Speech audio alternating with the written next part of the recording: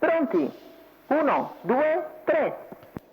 È subito valido il segnale con Zico che cerca di rientrare a Arnold Cup, operazione che riesce. Arnold Cup cerca ora di sistemarsi in scia e c'è Abramo Petral però che glielo impedisce per il momento, e così Arnold Cup rimane di fuori e scoperta all'esterno, con Abramo che segue direttamente le mosse di Zico. 14,9 con partenza da fermo per i primi 200 di gara. Arnold Cup insiste, non trova spazio e allora va nuovamente su Zico, che va a completare un quarto iniziale piuttosto sollecito.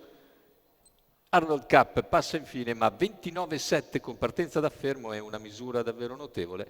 Terza posizione per Abramo Petra, gli altri più discosti cercano di farsi sotto. Erano 4 i cavalli allo start, 5 invece a 20 metri.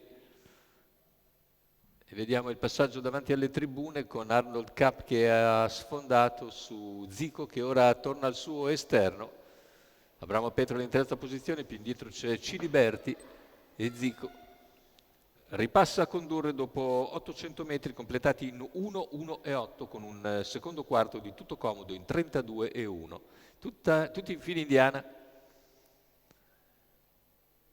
Gara maratona sul miglio e mezzo, se ne vanno intanto in 1:17:8 i primi 1000 metri di gara. Situazione tattica invariata, tutti alle spalle di Zico, nessuno che muove a questo punto. C'è una Cavallo rottura. numero 8 Corcovado Corcovado squalificato. che sbaglia. Cavallo numero 4 Duty Free B squalificato. Cavallo numero 7 Cruso dei Greppi e anche squalificato. Dei Greppi finisce squalificato, una serie di rotture che permette a Darwin dei Greppi di avanzare a 1000 metri dall'arrivo. Progressione Darwin dei Greppi, raggiunge Arnold Cup e tenta di affacciarsi su Zico quando manca un giro esatto alla conclusione. Percorsi esterne anche Ciliberti, poi Delizia di Casei. Sono praticamente questi i superstiti, con in terza posizione in corda sempre Abramo Petral. 6 dei 9 concorrenti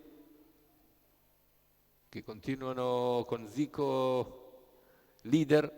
All'esterno si impegna ancora Darwin dei Greppi con la corda Arnold Cup.